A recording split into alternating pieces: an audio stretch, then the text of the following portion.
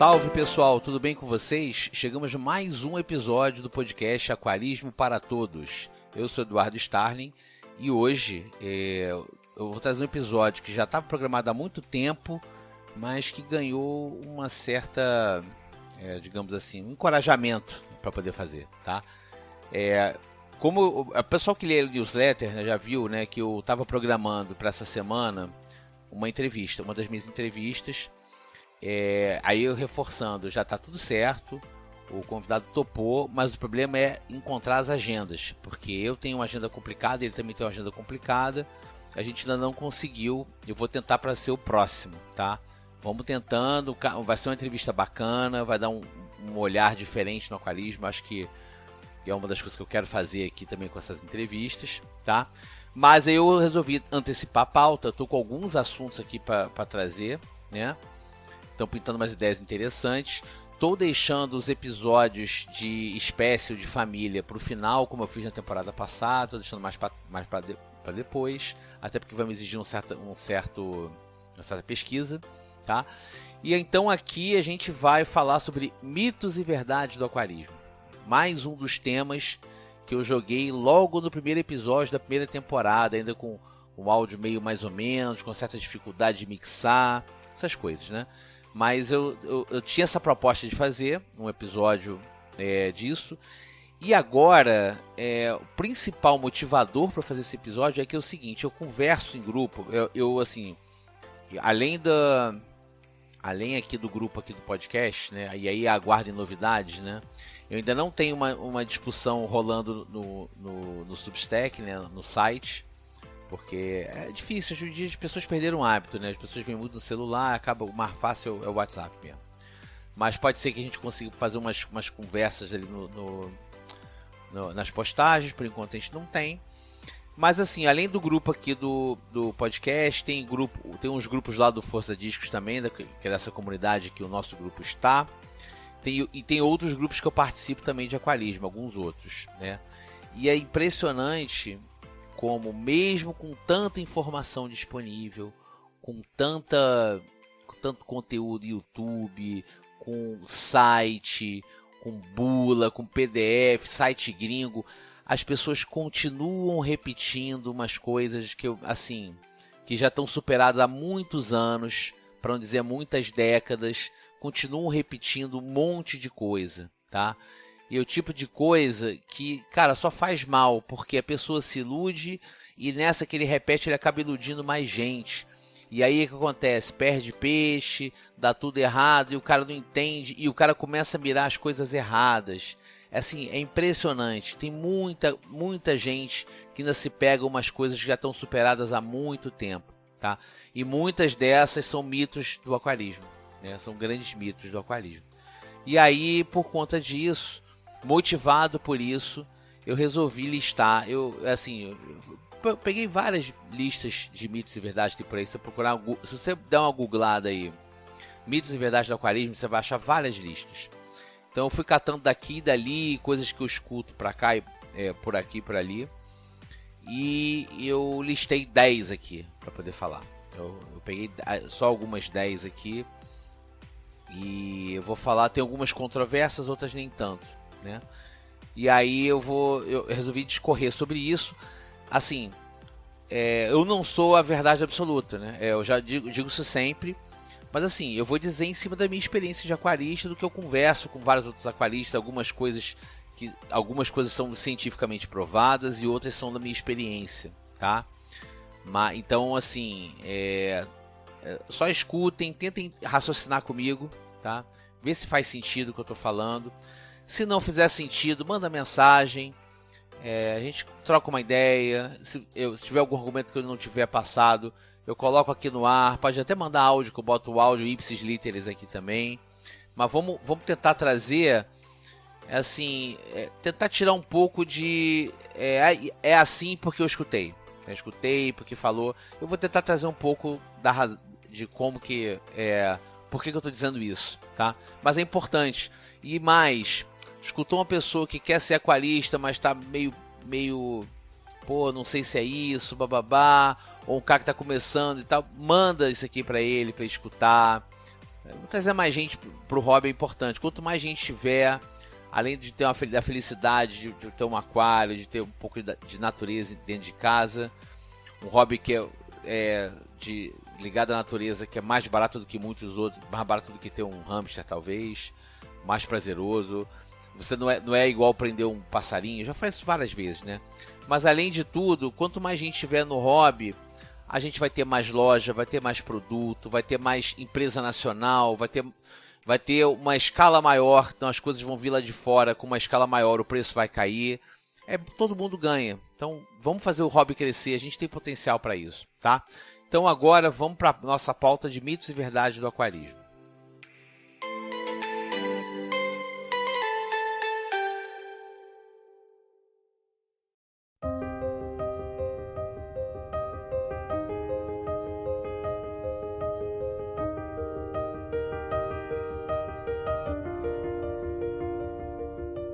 Começando aqui a nossa lista de mitos e verdades do aquarismo, tá? Eu fiz uma ordem aqui, pegando primeiro as coisas que eu acho que afastam as pessoas do hobby, e depois algumas coisas que vão aparecendo para as pessoas quando entram e que talvez impeçam a pessoa de avançar, ou que amarrem as pessoas no manejo, no dia a dia e tal, né? Então, o primeiro de todos, número 1, preciso esvaziar o aquário todo para limpar, tá? Isso foi verdade por um tempo, tá? Então, antigamente você tinha muito a questão do filtro biológico de fundo, tá? Que é o filtro biológico de fundo? Você, antes de botar o cascalho, você tinha uma placa em cima, e a placa ela não ficava grudada no vidro, tinha alguns suportes ali para ter um espaço embaixo da placa, uma placa toda furada, e aí no canto dessa placa tinha um cano comprido que é até a superfície. Naquela época não era comum você ter essas bombas hidráulicas que tem hoje, que puxam a água.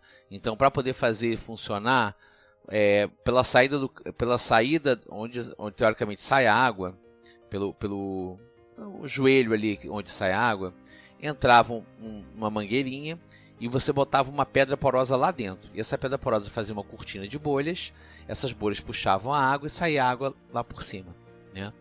E aí, qual que era o princípio? A água passava pelo... Eu já falei isso, acho que no de filtro, mas não com esse nível de detalhe, mas eu vou explicar aqui. A água descia pelo substrato, né? Ia descendo, passava por baixo da placa, entre aspas, filtrada, e saía, tá? Algumas pessoas ainda faziam mais. Entre a placa e o substrato, ainda botava uma camada de perlon, tá? Ainda tinha esse negócio. Aí, para quem tem um mínimo de experiência de aquarismo, vai imaginar, pô, vou botar o perlon, ele vai entupir. Exatamente, o perlon entope, e aí ficava aquela coisa ali que não saía. Então a coisa não tinha vazão e tal, ele perdia o poder de filtragem, ficava só aquela água circulando naquele caninho ali, né? Não tinha. E aí isso gerava no substrato mais zonas anaeróbias, que a água não circulava, a parte onde entupia gerava umas zonas anaeróbias, que aí virava foco de bactéria, e com o tempo a qualidade do aquário degradava, né? Por conta dessa degradação, de tempos em tempos você tinha que zerar o sistema, tá? Então esse filtro biológico que criava essa camada de bactérias, de matéria orgânica e tal, e virava uma bomba relógio, tá? E aí, o único jeito é você limpar tudo. Limpar tudo, obviamente você acaba com a biologia. Você põe toda a biologia para fora. Então é isso, assim, a biologia e pro espaço. Você tinha que zerar tudo. E esse era um dos grandes dissabores que eu, pessoalmente, tinha com meus aquários. Na década de 80 e década de 90, né? Isso só começou a melhorar quando eu passei pros filtros externos, que hoje a gente chama de hang-on back. A gente só chamava de filtro externo. Algumas pessoas tinham aquários mais simples, que era um filtro interno, que era tipo uma bolinha, tipo uma bobina, uma coisa assim, dentro d'água, cheio de perlon, com um pouco de carvão, que você enfiava a mangueirinha, saía a bolha e a água circulava por ali, tá? Tinha até um apelido para isso. No papo com o Robson, a gente até lembrou do apelido, agora eu já esqueci, tá? Mas era isso, tá? Tinha esse tipo de tema. Mas o biológico ele reinava e tinha esse negócio. E realmente era extenuante lavar o aquário. Eu, nessa época, eu botava os peixes num balde, eu botava uma pedra porosa num balde, tirava toda a decoração, levava pro tanque, escovava a decoração, aí carregava, tirava o substrato, a areia, né, o cascalho, sei que seja, botava em outro balde, ficava lavando aquilo no tanque até sair toda aquela sujeira, limpava o aquário todo e montava tudo de novo. Ou seja, eu zerava o aquário tinha que ciclar tudo de novo. Aí vocês imaginam, ciclava tudo de novo. Era bem complicado, né? Isso é por isso que eu falo que é verdade. Só que isso não se faz mais. Assim, hoje em dia existem alguns defensores, algumas pessoas usam o filtro biológico de fundo, mas galera muito avançada, muito outra linha de aquarismo, tem sabe, tem muito um aquário realmente muito mais planta com pouquíssima fauna, é todo um detalhe aí que não é o dia a dia do hobbyista normal, tá? Galera que usa isso hoje. Então eu não posso dizer, não, isso não se usa mais. No hobby, pro aquarista médio não se usa mais. Hoje em dia o pessoal usa SAMP, usa filtro externo, filtro interno de espuma, usa canister, essas coisas, tá? Então, hoje, pode-se dizer para o novato que é sim um mito precisar esvaziar o aquário todo para limpar. Isso é um passado que para a grande maioria das pessoas ficou no passado, tá?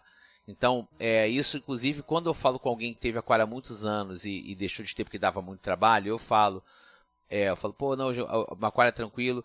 Pô, mas como é que você faz para lavar o aquário inteiro? Eu falei, cara, eu não lavo meu aquário inteiro. Vide o meu aquário aqui que está 3 anos montado e eu não lavo ele inteiro, entendeu? Eu faço a manutenção, tá ali. Eu nunca desmontei esse aquário para lavar e não espero desmontar tão cedo. Não sei que eu vou mudar completamente a configuração, entendeu? Então esse é o primeiro, tá? Segundo mito, peixe vive pouco. E aí relata com uma história que eu já contei algumas vezes aqui, de quando eu fui numa loja de peixe e tinha uma senhora que comprava um monte de peixe toda semana pro aquário porque os netinhos dela gostavam. E eu falei assim, pô, mas toda semana você compra? Ah, porque eles, sabe como é que é, bicho, ele morre fácil, né? Então é baratinho, eu compro aqui pro meu netinho ficar feliz. Ou seja, eu tava ali um pouco preocupada com a vida do peixe. Eu botava ali com quem compra um buquê de flores, né? Tem gente que acha isso de verdade.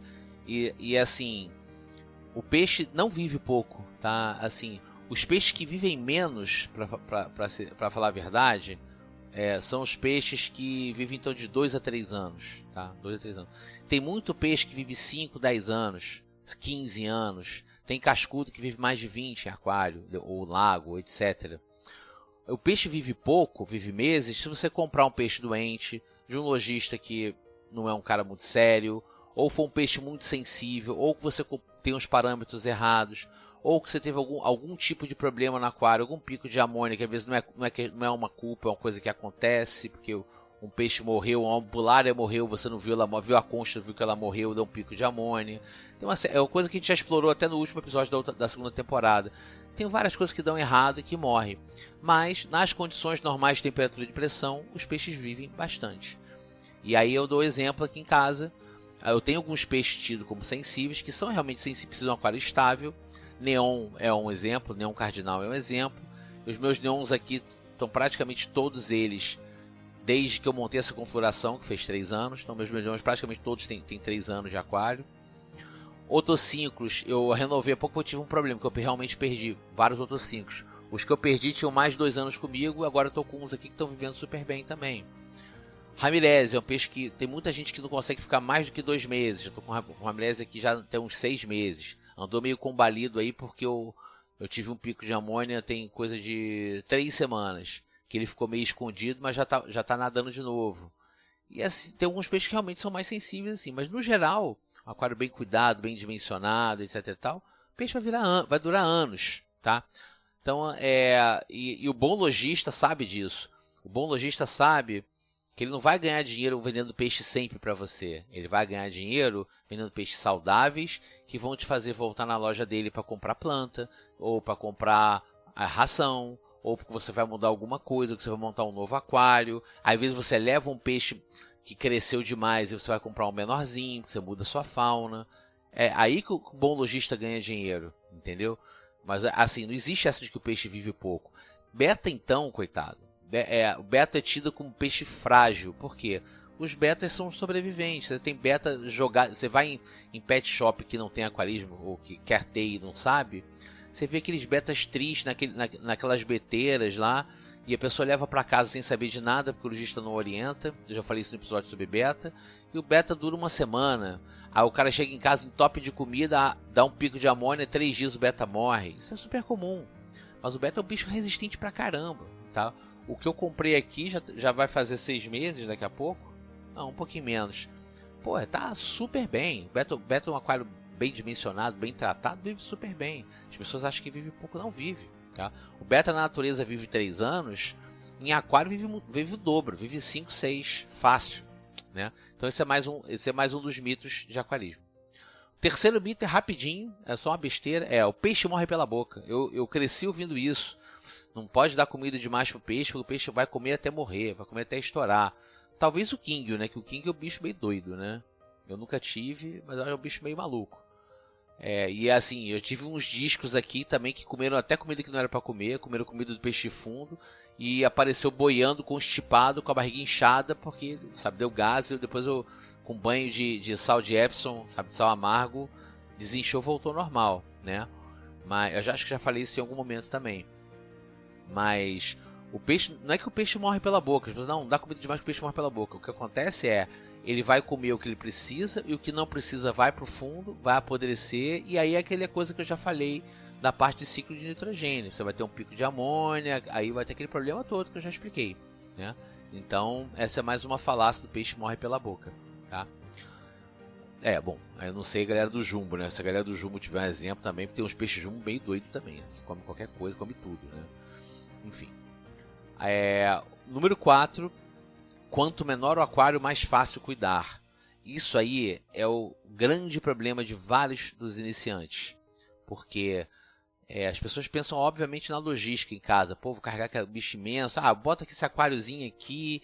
Demora muito menos para limpar, para encher, para tudo. E, cara, eu falei até em montagem e falei no programa sobre nano. Cara, quanto menor o aquário, mais difícil de você cuidar. Porque qualquer coisa errada, o aquário dá um revertério. Imagina, você vai pingar um negócio que você tem que pegar 2 gotas, pingou 3, já era. Dependendo do remédio que você for dar ou que você for fazer, entendeu? Ou fertilizante, se for um plantadinho e tal. É muito mais difícil. Fora que, se você estiver num lugar que a temperatura não é constante, ou que bate um sol, mas depois de noite você liga um ar-condicionado num quarto, cara, mais ainda, porque a oscilação de temperatura no aquário com pouco volume d'água é bizarra, é brutal. Então, isso aí é bom pra galera que quer começar no aquarismo. Eu falo assim, cara, a galera que começa no aquarismo, eu falo no mínimo um aquário de 60 litros, um 60 por 30, 60, 30, 30 no mínimo, tá? E ainda assim, o ideal, eu acho, é você montar um aquário lá beirando os 90 litros, eu acho melhor. Mas aí nem todo mundo tem esse espaço também, fica mais complicado, tá? Mas eu já falei isso. Eu tô com uma pauta em breve de falar de aquele que eu fiz de aquário nano de 20 litros. Eu vou falar do aquário médio. E eu vou entrar bastante nessa questão, porque é o aquário que eu indico para iniciante, é o aquário médio, tá?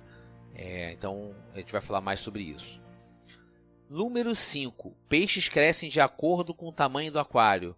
Em termos, tá? Tem peixe que, se você não der espaço suficiente, ele não vai crescer o suficiente, tá? Mas o que vai limitar o crescimento do peixe também é a questão da genética dele. O que mais tem aí é caso. Galera que compra cascudo achando que não cresce, o bicho fica um monstro, aí depois tem que soltar. Ou a galera que compra lábio bicolor, porque é bonitinho, o bicho começa a bater em todo mundo, fica grande, bate em todo mundo, tem que soltar. Alguns ciclídeos também, que ficam gigantes, aí você tem que soltar num lago, alguma coisa. A carabandeira, compra pequenininho, a pessoa tem um aquário não muito grande, compra a carabandeira, o bicho começa a crescer, e aí daqui a pouco você tem que soltar também. Cara, isso não existe. E aí, eu já falei isso em episódios falando de montagem, você tem que comprar os peixes de acordo com o tamanho do seu aquário, tá? Não tem essa, não, o aquário ele só vai crescer. Não, ele vai passar e você vai gerar um estresse no peixe, entendeu? E você vai encurtar a vida desse peixe se você não der o espaço adequado para ele. Então, cara, isso aqui não é bonsai não, galera. Então vamos respeitar, vamos se informar o tamanho que esse peixe chega para ele não ter esse tipo de problema. E é que assim, fatalmente você vai acabar tendo que soltar em outro lugar, entendeu? Eu mesmo, eu tenho vários casos desses meus, e esses que eu citei todos aconteceu comigo. Lábio bicolor aconteceu comigo. Eu tive uma tilápia zebra quando era mais novo, eu já contei isso em algum lugar também, que ela ficou gigante, tive que soltar em lago também. Tem vários casos, o peixe cresce demais, assim. E teve um que não viveu, e cara, se vivesse, ia ser um problema. Eu comprei uma vez numa loja, década de 80, um aruanã. Aruanã não era esse objeto de desejo que é hoje. Chegava os filhotinhos de aruanã e tal, e pô, que peixe maneiro, não crescia, porque o bicho era alevino praticamente, um saco vitelino. E pô, achava, 5 centímetros, pô, maneiro. Cara, eu ia arranjar um problema pro peixe e pra mim, né? Mas não viveu, eu não soube cuidar. Perdi o aruanã na época. Década de 80 você achava, hoje não era essa fortuna que é hoje, porque é adorado pelo pessoal de Jumbo, tá? Número 6. Eu tenho um episódio inteiro sobre isso, que é: para limpar aquário, basta colocar peixe de fundo. É aquela coisa que eu falei no episódio de peixe de fundo, turma da faxina, turma da limpeza. Gente, peixe não come cocô, tá? O que chamo de turma da limpeza é porque aqui tem uns peixes que comem os restos de comida. Coridora come resto de comida. Você tem otocínclos e cascudo que são algueiros, vão comer alga. Mas isso aí não significa que você não tenha que alimentar. É bom você botar ração de peixe de fundo. Eu fiz um episódio inteiro sobre isso. E eu viro e mexe, entro em grupo e vejo alguém falando assim: ah não, não entendo porque eu tô com essa sujeira aqui. Eu até comprei um cascudo. Gente, não. Cascudo não come cocô. Entendeu? Não é detritívoro. Entendeu? Isso não vai te livrar de você fazer uma troca parcial, de você sifonar o fundo e tal. Mesmo que você coloque ampulária. Tem ampulária que é detritívora? Tem, mas isso não tira da necessidade de você fazer o seu manejo direitinho. Até porque esse bicho é detritívoro, ele vai soltar detrito também, que ele não come o próprio cocô, entendeu? Isso não existe. É o conceito que eu falei de...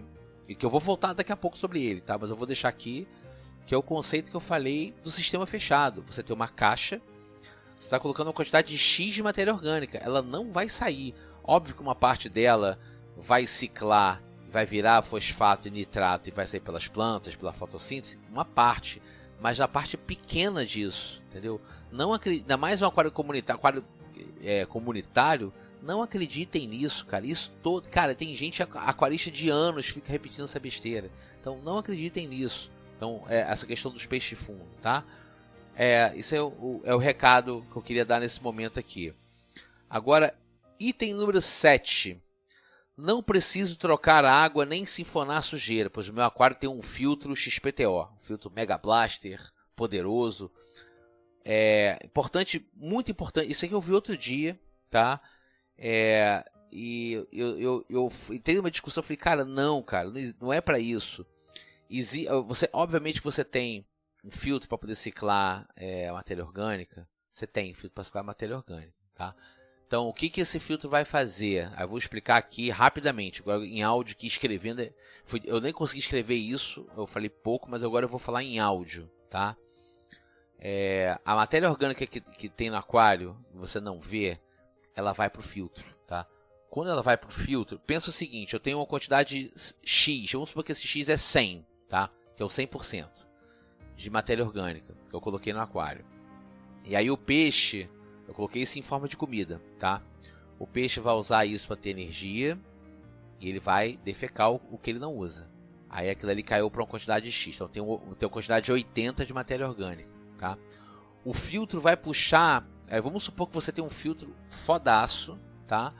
Que tem filtragem mecânica, filtragem biológica, tá? Não vou nem falar de filtragem química não, porque acho que não é o caso aqui. Então eu tenho um Perlon lá e eu tenho uma porrada, tem quilos e quilos de mídia biológica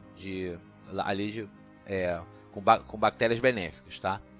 Aí uma parte dessa matéria orgânica vai ficar presa no Perlon e ela não desaparece, ela fica presa no perlon, ela está no sistema, ele está em contato com a água, com tudo, tá? Então aquela matéria orgânica está ali. Uma parte vai passar pelas mídias biológicas e aí as bactérias vão fazer a ciclagem dessa mídia biológica. Aí vai transformar em amônia, aí depois vai transformar em nitrito, vai transformar em nitrato, tá? Vai ter nitrato e fosfato, isso vai ficar na água.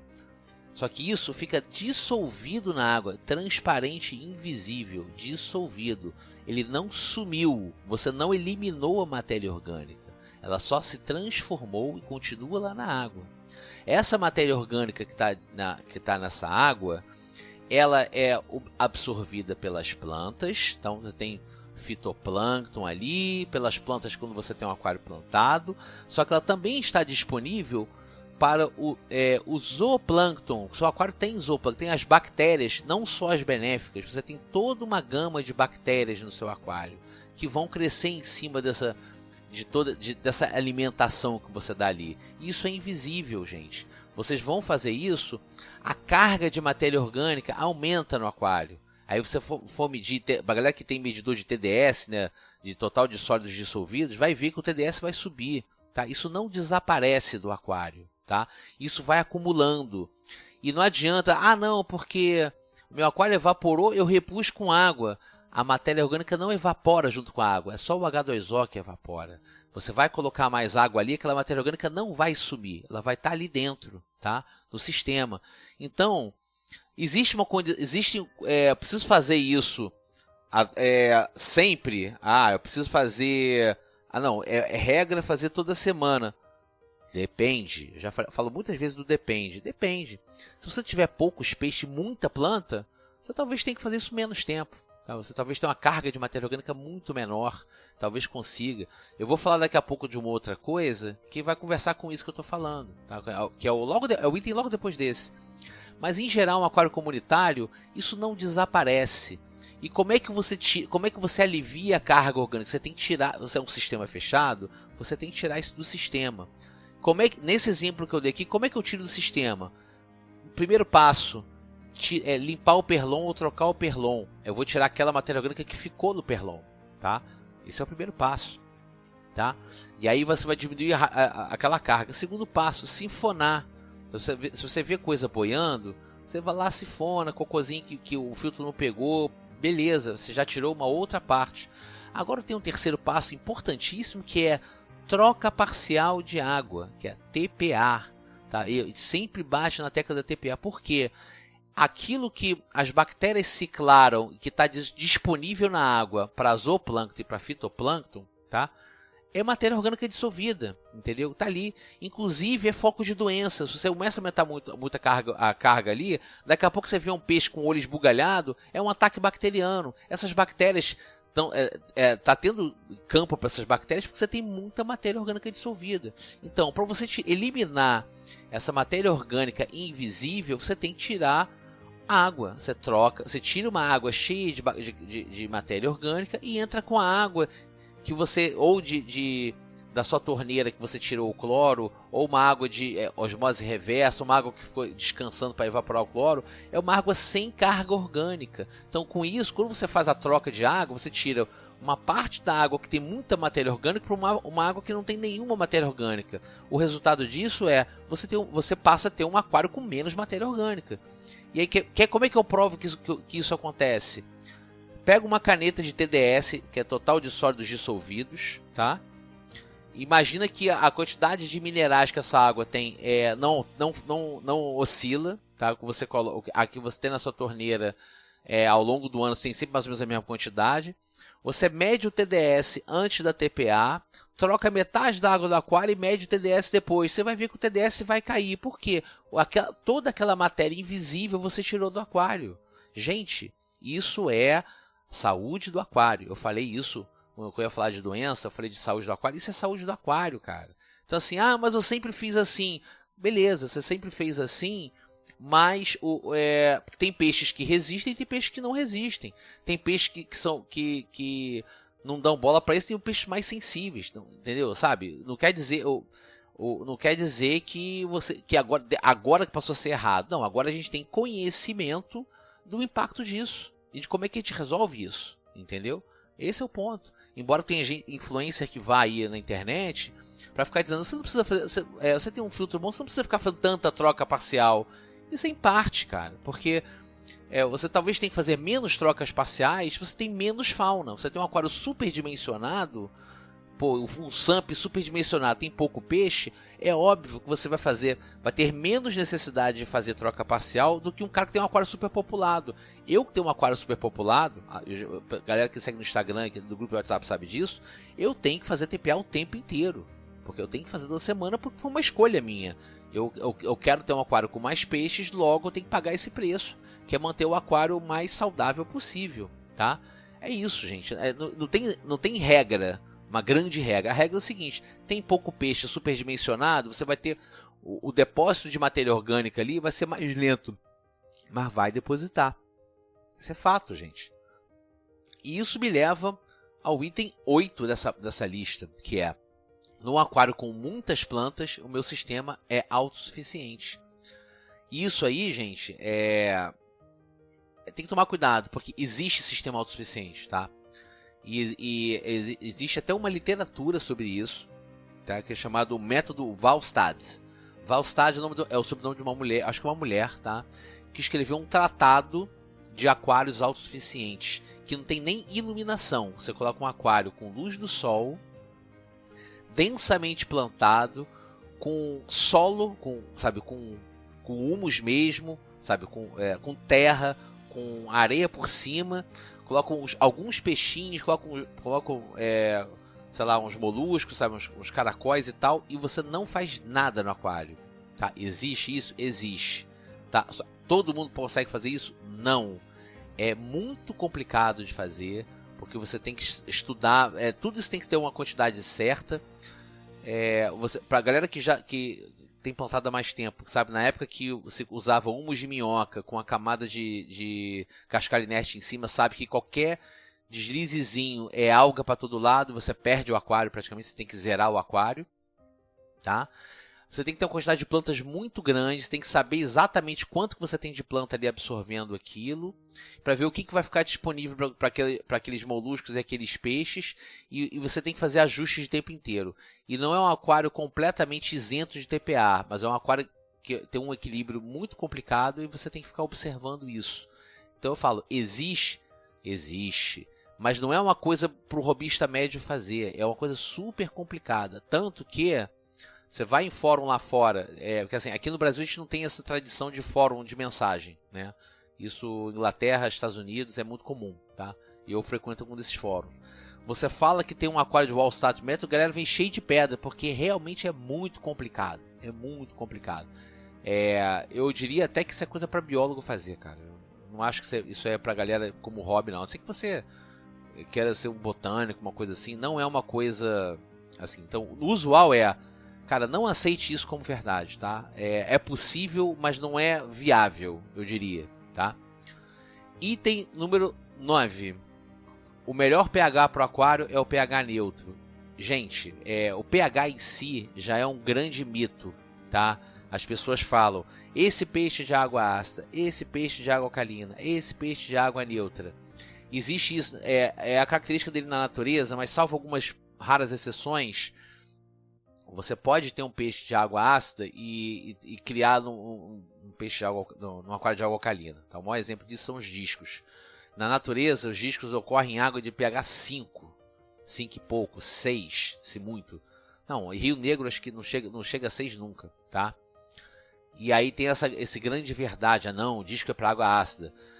Depende da água que ele tá no aquário lá. Mas assim, tem muito criador que reproduz, criador famoso.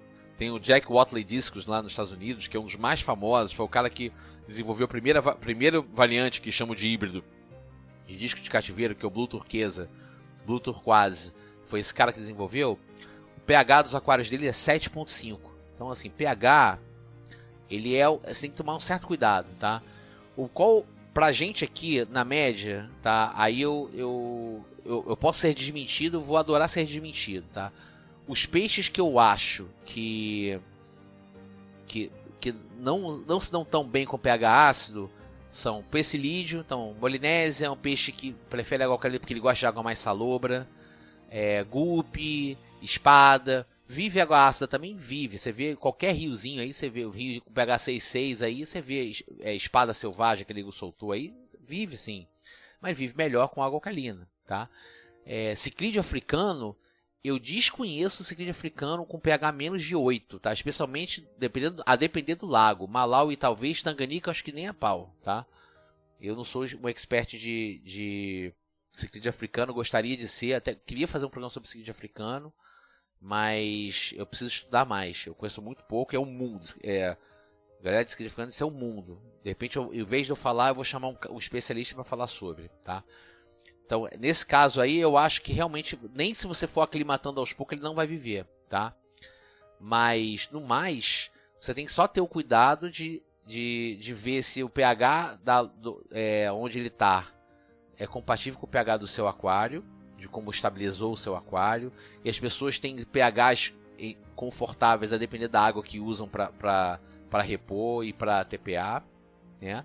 E aí você tem como levar o peixe que você compra, que você ganha para agora com uma técnica chamada gotejamento. Você pega o recipiente com a água que ele veio, você vai colocando gotinhas do aquário de destino, de forma que vai mudando o pH aos poucos, o peixe aclimata e você consegue botar.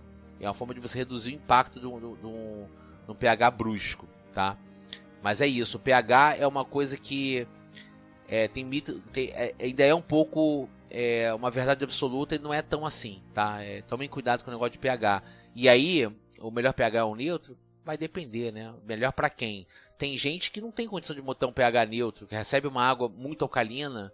Pô, você ter um pH neutro, você vai ter que ter um trabalho de desmineralizar a água com filtro de osmose reversa e depois remineralizar aos pouquinhos para poder controlar. Cara, para quê? Qual o objetivo?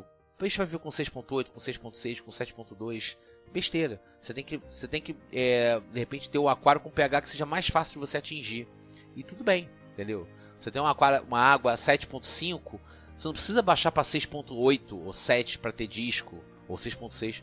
Dá para você fazer com essa água, a não ser que seja uma coisa muito extrema, tá?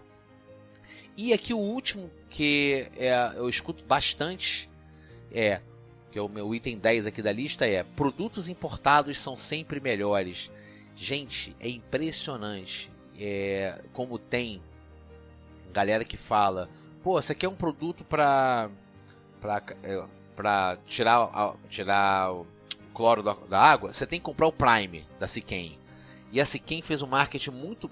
tem uns produtos muito bons, mas ela fez um marketing muito forte em que as pessoas acreditam nisso e pagam quase o dobro para ter um produto Siquem, se você tem outros similares que fazem a mesma coisa, às vezes até o mesmo composto, tá? Carbono líquido é cara. Carbono líquido não, só pode ser o Florist Excel. Florist Excel é o glutaldeído, que é o carbono líquido, tá? Um outro fabricante coloca um outro componente no glutaldeído para fazer um carbono líquido com mais uma coisinha. Se não me engano, o M-Breda, aí me corrija se eu estiver errado, o M-Breda coloca uma outra coisa no glutaldeído para poder ajudar. Não sei exatamente, não sei se coloca NPK, não sei, coloca um outro composto dentro do carbono líquido deles. Mas, cara, tem vários fertilizantes, e aí, pô, o papo com o Robson aqui é um exemplo, cara, o produto deles funciona super bem, mas condicionador de água, tem muita coisa de indústria nacional que não deve nada ao produto importado. A gente tem muito tempo produto importado porque a gente não tinha indústria nacional. Hoje a gente tem uma indústria nacional muito boa, de muito aquarista que arregaçou a manga e falou, não, quero fazer um produto bom pagando menos para as pessoas, entendeu? Tem muita coisa boa aí. Infelizmente a gente não tem ainda uma indústria nacional boa para equipamento. O equipamento é uma coisa que ainda tá... o que a gente tem de equipamento barato é tudo China, entendeu? E a qualidade nem sempre é boa. Tem coisas que são boas, outras coisas não, nem tanto, tá? Mas, cara, cuidado, tá? Ração, então, gente, eu lembro... quando eu comecei na aquarismo, vai ter um episódio todo sobre isso, sobre o aquarismo das antigas, tá? Mas eu vou queimar um spoiler aqui. Quando eu comecei no aquarismo, era só ração nacional. Você tinha a Vitor Hormônio e tinha a Alcon, que hoje chama Labicon, começando com uma linha de ração. Era o que tinha, tá?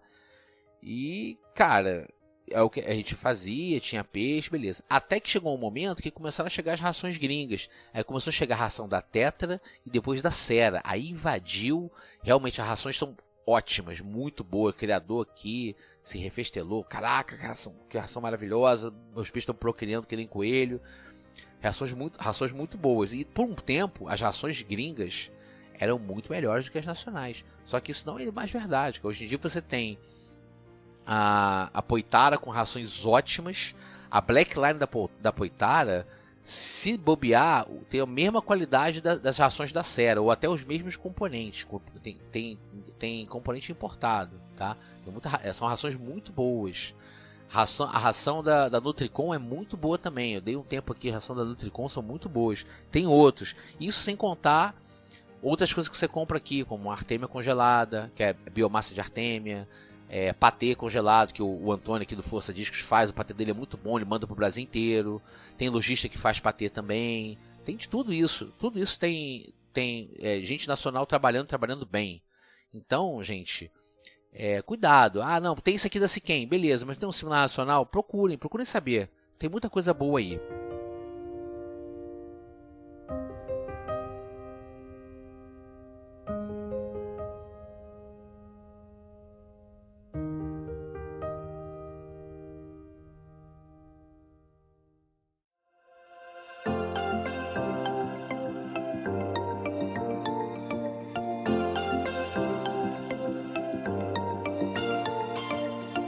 Pois é, galera, acabou que foi um episódio legal, ficou bem legal, consegui passar por várias coisas, fiz alguns bons reforços aqui, de coisas que eu já falei em outros tempos, a parte de manejo, que é muito importante, que tem muito mito ainda rodando por aí. Tem gente que eu converso direto, que questiona, e cara, eu tentei ser o mais didático possível, tá? Então qualquer coisa me procura, a gente conversa, quiser colocar uma questão, ou não é bem assim. Essa parte do pH aí, tem uma parte que realmente não tem muita certeza, a questão dos pecilídeos na água mais alta, embora eu já tenha tido em água ácida, não tenho tanta certeza. A parte do squid africano menos ainda, eu acho que não vive, mas eu não sei, tá? E aí se alguém ouvir aqui e falar que não é bem assim, manda o não é bem assim pra mim, tá? Mas é isso, tá? Eu tentei fazer aqui mais para tentar tirar esse peso do ombro da galera. O aquarismo é para ser mais leve do que isso. A parte inicial, especialmente os 5 primeiros itens da lista aqui, eu acho que é bom você mostrar para aquele cara iniciante, ou cara que já foi aquarista e tem medo de voltar. Hoje em dia está muito mais fácil o aquarismo. Acho que desfazer esses mitos é importante, tá? E eu espero que tenha ajudado nesse sentido, né? A gente tentar levar esse tipo de discussão. Eu tenho sempre essas discussões. A gente pode tentar avançar para outras coisas, né? Então eu quis trazer um pouco isso aqui para tentar orientar, tentar trazer aqui. Vamos fomentar a discussão. E aí qualquer coisa, mandem mensagem, mandem no WhatsApp. Agora aqui no Substack, aqui no nosso site aqui, você tem campo de comentário, tá? Aqui na própria postagem do episódio tem um campo de comentário, dá para conversar. Tem chat lá se quiser, fica registrado lá também. Então o que não falta agora é espaço para a gente poder trocar uma ideia sobre isso, tá? Eu espero que vocês tenham gostado desse episódio. Ele é uma ideia que foi ganhando corpo com o tempo, e aí calhou desse momento de eu estar fazendo ele. E espero também que eu consiga, gente, até no próximo episódio, daqui a 2 semanas, que eu consiga desencavar aquela entrevista que eu falei, tá? De todo caso, semana que vem tem newsletter. Qualquer coisa, mande aqui, que o que der tempo eu já coloco na newsletter também. E daqui a 2 semanas tem episódio novo. Grande abraço para todo mundo e até a próxima.